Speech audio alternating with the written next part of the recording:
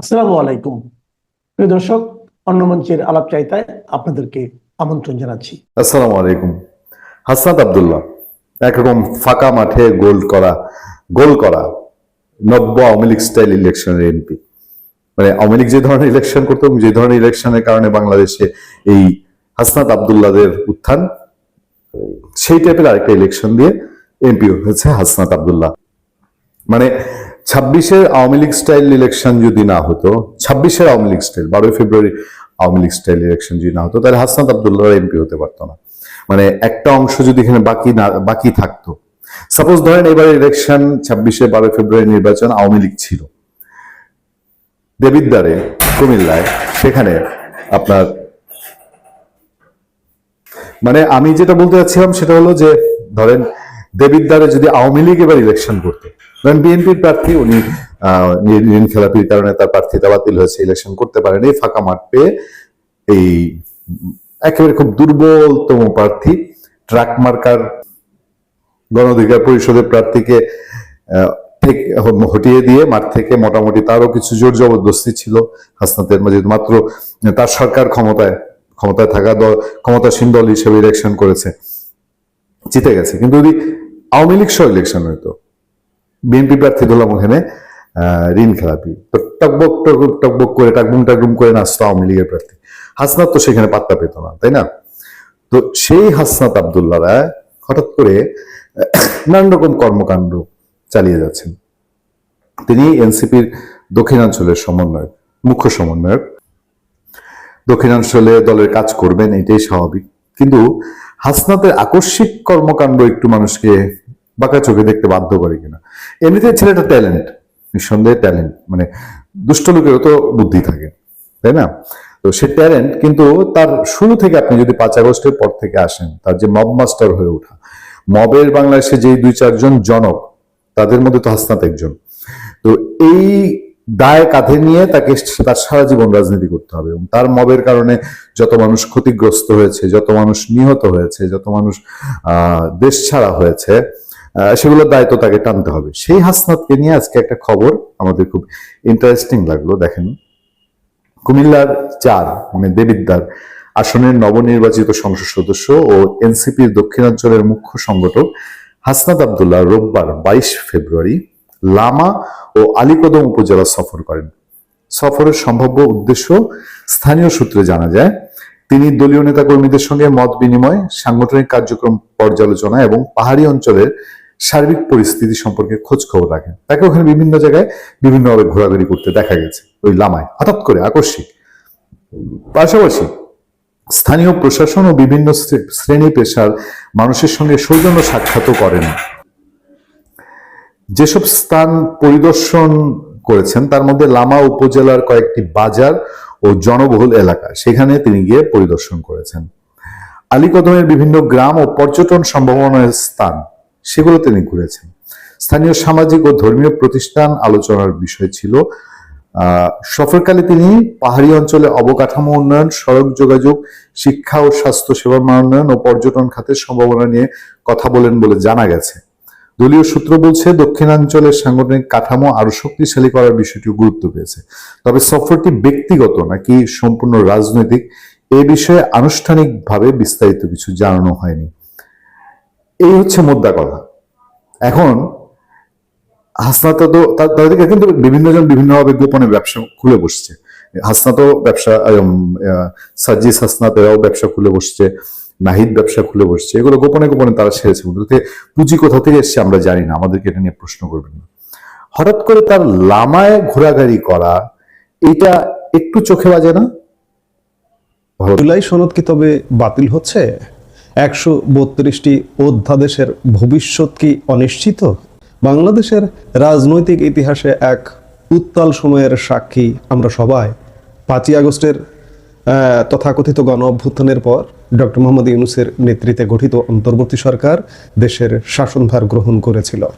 গত 18 মাসে তারা রাষ্ট্র সংস্কারের লক্ষ্যে মোট 132টি অধ্যাদেশ জারি করেছে এবং জুলাই সনদ নামের একটি তথাকথিত সনদও তারা জারি করেছে বলতে পারেন, কারণ এটি রাষ্ট্রপতি স্বাক্ষরিত সনদ। কিন্তু এই সনদটাই রাষ্ট্রপতি স্বাক্ষর করতে পারেন কিনা, কিংবা সেই সময়ের প্রধান উপদেষ্টা স্বাক্ষর করতে পারতেন কিনা, বা এর আইনি ভিত্তি কি আছে, এটি একটি বড় প্রশ্ন। সেই জায়গা থেকেই আজকে প্রশ্ন উঠছে যে জুলাই সনদের ভবিষ্যৎ কি আসলে অন্ধকার, কিংবা 132 অধ্যাদেশের কি হবে। আমরা এখন পর্যায়ক্রমে বিষয়গুলো একটু দেখতে চাই। 132 অধ্যাদেশ এবং জুলাই সনদ নিয়ে এক বিশাল প্রশ্নচিহ্ন দেখা দিয়েছে। অন্তর্বর্তী সরকারের জারি করা এই 132টি অধ্যাদেশ এখন চরম অনিশ্চয়তার মুখে। রাষ্ট্রপতি এই অধ্যাদেশগুলোতে কোন আইনে স্বাক্ষর করেছিলেন, সংবিধান কি বলে, নতুন নির্বাচিত সরকার কেন এই সংস্কারগুলো এড়িয়ে যেতে পারে। ডক্টর ইউনূসের অন্তর্বর্তীকালীন সরকারের 559 দিনের শাসনামলে মোট 132টি অধ্যাদেশ জারি করা হয়। এর মধ্যে 2024 সালে 17টি, 2025 সালে 80টি এবং 2026 সালের 17 ফেব্রুয়ারি আগ পর্যন্ত 35টি অধ্যাদেশ জারি করা হয়। নতুন সরকার শপথ নেওয়ার পর এখন এই অধ্যাদেশগুলোর ভবিষ্যৎ কি? নিয়ম অনুযায়ী জাতীয় সংসদের প্রথম অধিবেশন বসার 30 দিনের মধ্যে এই অধ্যাদেশগুলোকে আইন হিসেবে পাশ করতে হবে।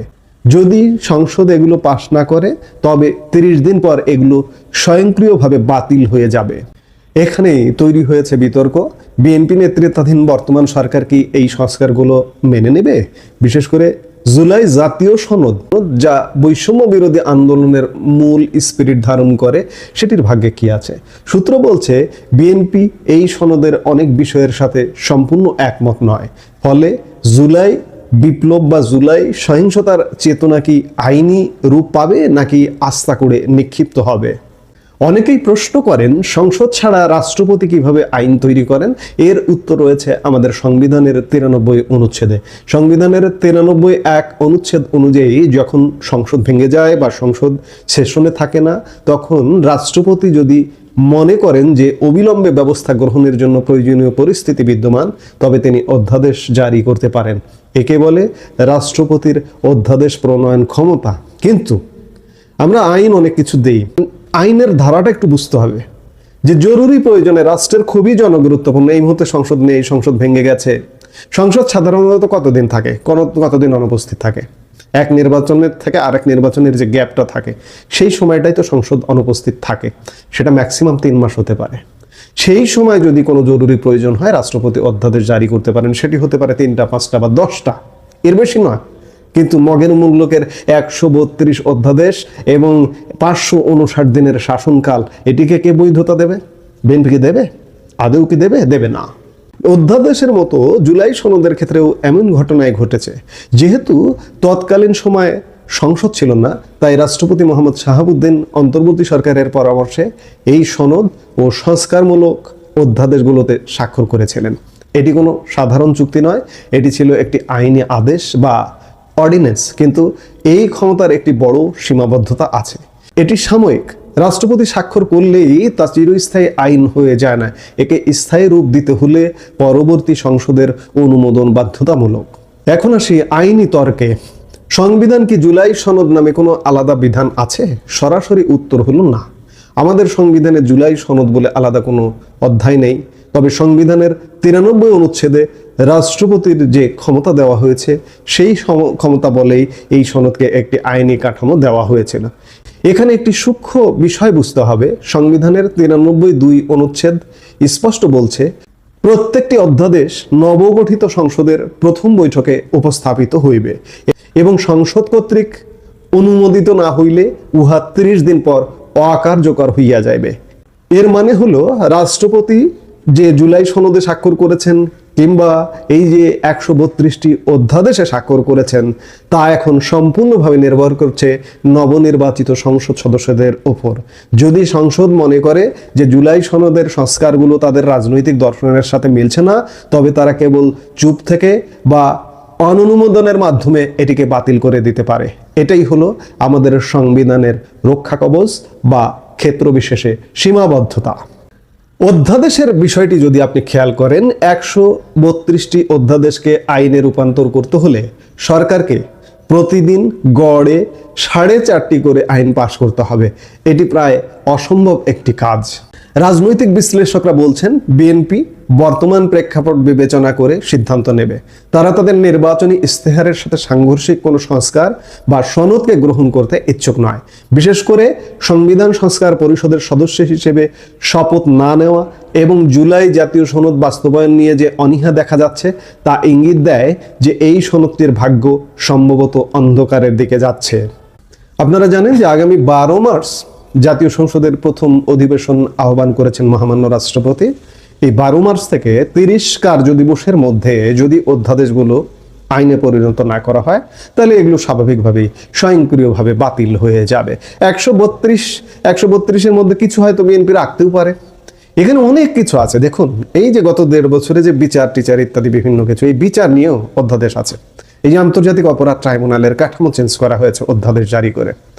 এই আন্তর্জাতিক ট্রাইব্যুনাল সংক্রান্ত অধ্যাদেশটিও যদি পাশ না হয়, আইনে পরিণত না হয়, তাহলে এই আদালতে, এই ট্রাইব্যুনালে যে বিচার করা হয়েছে, 3টি বিচার করা হয়েছে, সাবেক প্রধানমন্ত্রী শেখ হাসিনা, আসাদুজ্জামান খান কামাল, কিংবা সাবেক আইজিপি আব্দুল্লাহ আল মামুন, এবং আরো বিচার চলমান রয়েছে। এখন যে প্রক্রিয়ায় বিচারগুলো চলছে, এই বিচারগুলো কিন্তু বাতিল হয়ে যাবে। অন্যদিকে জুলাই সনদে আসলে রাষ্ট্রপতি স্বাক্ষর কিংবা প্রধানমন্ত্রী স্বাক্ষর, এটা কিন্তু একটা সংবিধান বহির্ভূত জিনিস। সংবিধানে তো জুলাই সনদ বলে কিছু নেই। রাষ্ট্রপতি এখানে স্বাক্ষরই করেন কিভাবে, কিংবা প্রধান উপদেষ্টা স্বাক্ষর করবার কথা ছিল সেটি করেন কিভাবে, এটি কিন্তু একদম আইন বহির্ভূত একটা জিনিস। কাজেই জুলাই সনদের ভবিষ্যৎ যে অন্ধকার, এতে কোনো সন্দেহ নেই। আরো অন্ধকার হয়ে গেছে প্রথম দিনই, যেদিন বিএনপি সাংসদরা শপথ নিলেন সেদিনই সংবিধান সংস্কার পরিষদ নামে একটা পরিষদে তথাকথিত ওই যে আলী রিয়াজ যারা ছিলেন ঐকমত্য কমিশনের, তারা একটা সংস্কার পরিষদ বানিয়েছিলেন। সেই পরিষদে সংসদ সদস্যদের শপথ নিতে হবে এমন ফতোয়া দিয়েছিলেন। বিএনপি কিন্তু তাতে শপথ নেয়নি। এর ফলে জুলাই সনদ যে বাতিল হয়ে যাবে তাতে কোনো সন্দেহ নাই। আর 132 অধ্যাদেশের কয়টা টিকবে সে ব্যাপারে একটা বড় ধরনের প্রশ্ন আছে। এখন প্রশ্ন হচ্ছে যে আমরা কি তবে আবার সেই পুরনো আমাদের যে 72-এর সংবিধান, 72-এর মুক্তিযুদ্ধের চেতনার সংবিধান, সেই সংবিধানেই থাকছি? অবশ্যই 72-এর সংবিধান অনেক বুঝে শুনে দেখে বাংলাদেশের মুক্তিযুদ্ধের চেতনাকে ধারণ করে 72-এর সংবিধান তৈরি করা হয়েছিল। তাই বলে সময়ের সাথে তাল মিলিয়ে যে কিছু সংশোধন হবে না তা তো নয়।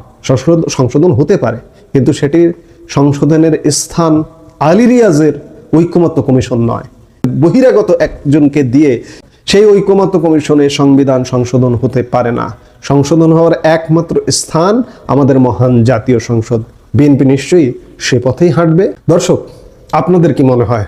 আপনারা কি মনে করেন জুলাই জাতীয় সনদ, তথাকথিত সনদ যে স্বাক্ষরিত হয়েছে সংসদের বাইরে, সেটি কি বাস্তবায়ন হওয়া উচিত? কিংবা এই যে 132 অধ্যাদেশ, এই 132 অধ্যাদেশ পাশ করার কোনো বাস্তবতা নেই, এটি কি পাশ করা উচিত? সবগুলো একসাথে সংসদে তুলে কি এটি বাস্তবায়ন করা উচিত? আপনি কি মনে করেন? আমাদের কমেন্টে আপনার মতামত জানাতে পারেন। এই মুহূর্তে এ পর্যন্তই। আসসালামু আলাইকুম রহমতুল্লাহি ওয়া বারাকাতুহু। সম্মানিত দর্শক, জনাব তারেক রহমান সাহেবের সরকার, বিএনপি সরকার ক্ষমতা লাভ করার সঙ্গে সঙ্গে অনেকটা ঝড়ের গতিতে, কিংবা যাকে বলা হয় উল্কার গতিতে এগিয়ে চলছে।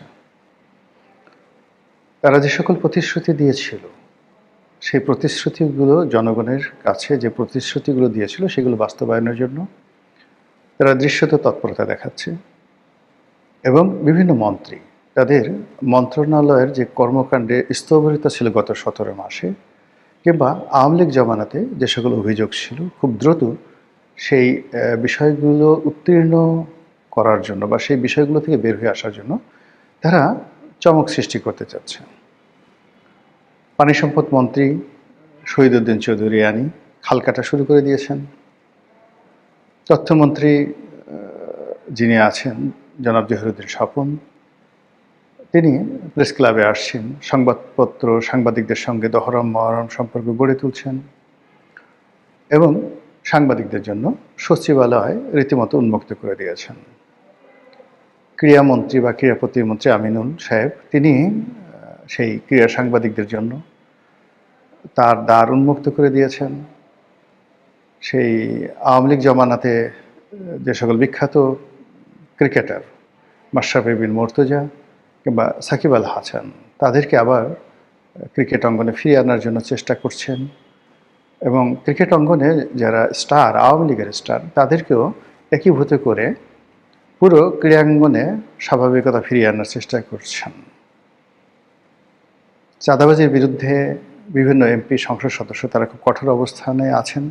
অনেকে নিজে মামলা করেছেন, অনেকে অনেক কিছু ধরিয়ে দিয়েছেন। তারপর তারেক রহমান সাহেব, তার যে কর্মকাণ্ড, সেটা তো রীতিমতো হিন্দি সিনেমার যে নায়ক রয়েছেন অনিল কাপুর, বিখ্যাত একটা সিনেমা, অনিল কাপুর অমরেশ পুরীর অভিনীত সেই বিখ্যাত নায়ক সিনেমা।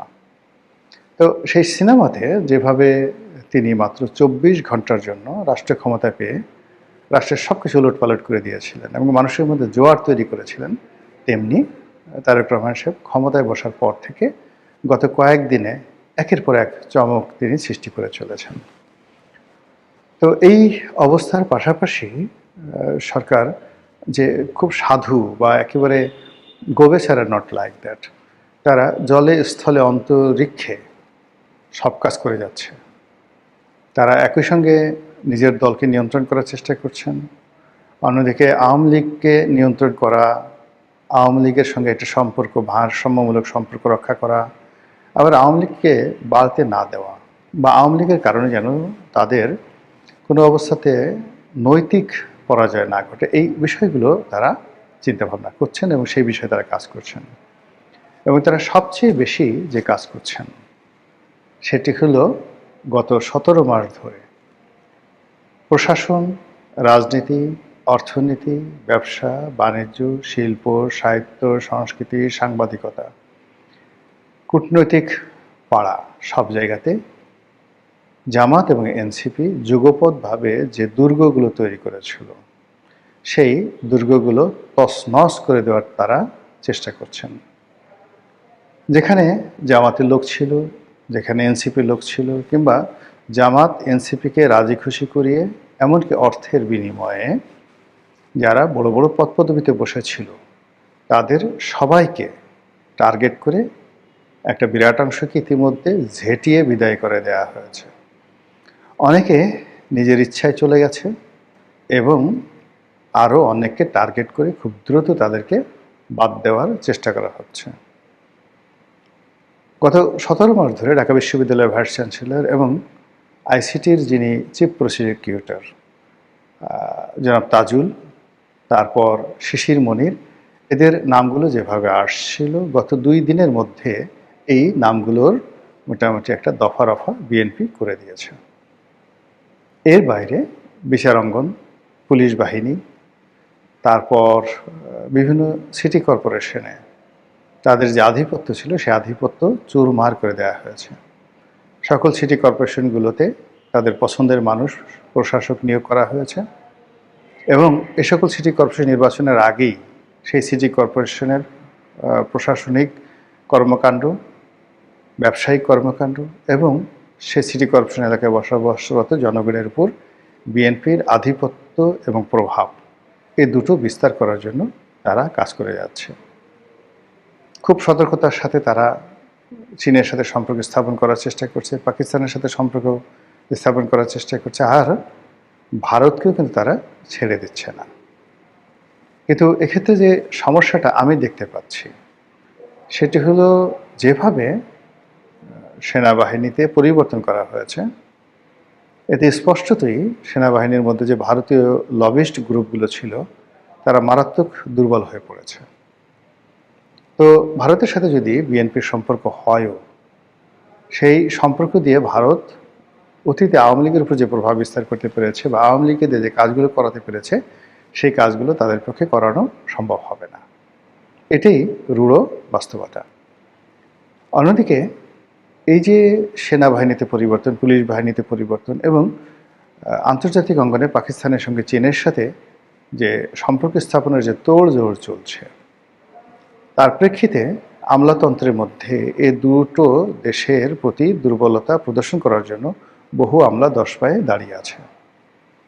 ইতিমধ্যে আপনারা দেখেছেন যে চীনের রাষ্ট্রদূত জনাব তারেক রহমান সাহেবের সঙ্গে দেখা করেছেন। পাকিস্তান জাতীয়ভাবে সিদ্ধান্ত নিচ্ছে যে তাদের যে সবচেয়ে বড় জাতীয় অনুষ্ঠান, আমাদের দেশে যেমন 16ই ডিসেম্বর, তদ্রূপ তাদের দেশে যে সবচেয়ে বড় জাতীয় দিবস, অর্থাৎ যে তারিখে শেরেবাংলা একে ফজলুল হক লাহোর প্রস্তাব উত্থাপন করেছিলেন, সেই তারিখটিকে তারা উদযাপন করে তাদের জাতীয় উৎসব হিসেবে। এর কারণ হলো লাহোর প্রস্তাবের মাধ্যমে পাকিস্তান রাষ্ট্রের পতন হয়েছিল। তো এই দিবসটি উদযাপন করা হয় জাতীয়ভাবে, সামরিকভাবে এবং নানা যাকে বলা হয় পাবলিক অ্যান্ড প্রাইভেট যে এন্টারপ্রেনার যারা রয়েছেন তাদের উদ্যোগে। পুরো পাকিস্তানের এটিকে নওরোজ হিসাবে, মানে নববর্ষের যে একটা আনন্দ, আমাদের পহেলা বৈশাখের যে একটা সার্বজনীন আনন্দ, এরকম রাষ্ট্রীয় আনন্দ হিসাবে সেই দিবসটিকে পালন করা হয়। এবং আশ্চর্যের ব্যাপার হলো এবারে এই দিবসটিতে উজিরে আজম যিনি রয়েছেন পাকিস্তানের, তিনি সেনাপ্রধান যিনি রয়েছেন, তিনি রাজনৈতিক দলগুলো সবাই ঐক্যবদ্ধভাবে আমাদের উজিরে আজম জনাব তারেক রহমান সাহেবকে সেখানে আমন্ত্রণ জানানোর জন্য মোটামুটি নীতিগত সিদ্ধান্ত নিয়েছেন। তাই যদি হয় সেটা আমাদের জন্য একদিকে ভালো, যে এই লবির মাধ্যমে আমরা চীনের সাথে ভালো সম্পর্ক স্থাপন করতে পারবো, আর সৌদি আরব, পাকিস্তান, আমেরিকার সঙ্গে একটা বলয় গড়ে উঠবে। ভারত রাগ হবে কিন্তু কিছু করতে পারবে না। এখন তারেক রহমান সাহেব যাবেন কি যাবেন না, বা এই আমন্ত্রণ যদি আবার গ্রহণ না করেন, সেটাও কিন্তু তার জন্য ঝামেলা হয়ে যাবে। তো সব মিলিয়ে বঙ্গবন্ধু একবার কিন্তু এরকম বিপদে পড়েছিলেন। যখন ওআইসির সম্মেলন শুরু হলো স্বাধীনতার পর, বঙ্গবন্ধু চাইলেন যে তিনি সেখানে যাবেন, ভারত বলল যে না, তুমি যেতে পারবে না। এটা বঙ্গবন্ধুর জন্য খুব অসম্মানজনক ছিল। তো তিনি সঙ্গে সঙ্গে জুলফিকার আলী ভুট্টোকে বললেন যে ভুট্টোকে তিনি তুমি করে বলতেন, তো ভুট্টো তুমি আমাকে স্বীকৃতি দাও, তাড়াতাড়ি আমি পাকিস্তান আসবো। That was the relationship of a leader. তিনি বললেন যে নুসরাত কেমন আছে, মানে জুলফিকার আলী ভুট্টোর ওয়াইফ, নুসরাত কেমন আছে, বেনজির কেমন আছে, আমি আসবো, ওআইসিতে অংশগ্রহণ করব, তুমি আমাকে তাড়াতাড়ি স্বীকৃতি দাও। সেভাবে তাকে স্বীকৃতি দেওয়া হলো, তিনি ওআইসিতে গেলেন। এই যে ভারতের সাথে সম্পর্ক নষ্ট হলো, যার জন্য তার জীবন দিতে হয়েছিল। তো সেই জমানা কিন্তু এখন আর নেই। কিন্তু এখন জনাব তারেক রহমান সাহেব যদি ভারতকে ভয় পান, আবার আমেরিকাকে ভয় পান, পাকিস্তানের সঙ্গে সম্পর্কে এক পা এগোতে চান, তাহলে তিনি সব কুল হারাবেন। তার কাছে দুটো অপশন। একটা অপশন হলো যে আওয়ামী লীগকে নিয়ে মিলেমিশে রাজনীতি করবেন ভারতের সাহায্য সহযোগিতা নিয়ে, এটা তার টপ প্রায়োরিটি। আর এই টপ প্রায়োরিটি করতে গিয়ে অন্যান্য যে শক্তিগুলো রয়েছে, আন্তর্জাতিক শক্তি আছে, তাদের সঙ্গে একটা জাস্ট সহনশীল সম্পর্ক রাখবেন। আর দ্বিতীয়ত হলো যে তিনি বর্তমানে যারা বিরোধী দল আছে, জামাত, তাদেরকে পরিপূর্ণভাবে তিনি মদত দিবেন জামাতকে শক্তিশালী করার জন্য, আওয়ামী লীগের বিকল্প শক্তি হিসেবে গড়ে তোলার জন্য, এবং একটা রিয়েল অপোজিশন পার্টি হিসেবে তার যে সকল সুযোগ সুবিধা দরকার রাষ্ট্রের পক্ষ থেকে, সেই সুযোগ সুবিধা দিয়ে জামাতকে এতটা বিরোধ করে তুলবেন যে জামাতের অ্যাক্টিভিটিস দেখে লোকজন মনে করবে যে বাংলাদেশে এরা সত্যিকার বিরোধী দল, এখানে আওয়ামী লীগ দরকার নেই, আওয়ামী লীগের প্রয়োজনীয়তা নেই। এটা করবেন। আর পাকিস্তানের সাথে কৌশলগত সম্পর্ক করবেন, চীনের সঙ্গে কৌশলগত সম্পর্ক করবেন, আর আমেরিকার ডোনাল্ড ট্রাম্পের সঙ্গে কৌশলগত সম্পর্ক করবেন। আর এই ধারাবাহিকতায় কাতার, সংযুক্ত আরব আমিরাত এবং সৌদি আরব, এই রাষ্ট্রগুলোর সঙ্গে তার একটা ভালো সম্পর্ক হবে। এবং দ্বিতীয় ফেজে গিয়ে ইরান থাকবে কিন্তু চীনের মাধ্যমে, আর তুরস্কর সাথে তার একটা আলাদা সম্পর্ক গড়ে উঠবে। এই দুটো পন্থা ছাড়া তারেক রহমান সাহেবের আর কোনো বিকল্প নেই। আর এই কাজগুলো তাকে করতে হবে কিন্তু ঝড়ের মতো। বাংলাদেশে তিনি যে কাজগুলো ঝড়ের গতিতে করার চেষ্টা করছেন, এগুলো শুধু চমক সৃষ্টি করবে কয়েকদিন, কিন্তু লং রানে রাষ্ট্র পরিচালনায়, সরকারের স্থিতিশীলতা রক্ষায়, কিংবা তার যে সত্যিকার ইমেজ রক্ষা, এটা হবে না। তাকে এই মুহূর্তে আন্তর্জাতিক অঙ্গনে একটা সিদ্ধান্ত নিতে হবে, এসপার নয় ওসপার, তিনি জিতবেন অথবা তিনি পরাজিত হবেন, তিনি সাহসী হবেন অথবা তিনি নতজান্য হবেন, এর মাঝামাঝি কোনো জায়গা নাই। তো এই কাজগুলো চলছে। নতুন সরকার একটা নির্দিষ্ট সময় পর্যন্ত আমাদেরকে সময় দিতে হবে, হানিমুন পিরিয়ড যেটাকে বলা হয়, আদারওয়াইজ সরকারও ভালো কাজ করতে পারবে না, আমাদের দেশের কোনো উন্নয়ন হবে না।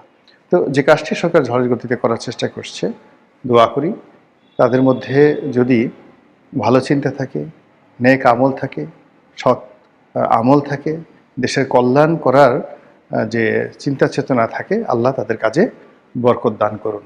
আর যদি তাদের দুরভিসন্ধি থাকে, মুনাফিকি থাকে, দুষ্ট বুদ্ধি থাকে, দেশ থেকে টাকা পাচার করার ধান্দা থাকে, বিরোধী দলকে মেরে কুটি কুটি করার ধান্দা থাকে, আল্লাহ যেন তাদেরকে হেদায়েত দান করে, আর তাদের এই দুষ্কর্ম যেন একেবারে বাসর ঘরই আল্লাহ তার আপন শক্তি দ্বারা দমন করে দেন।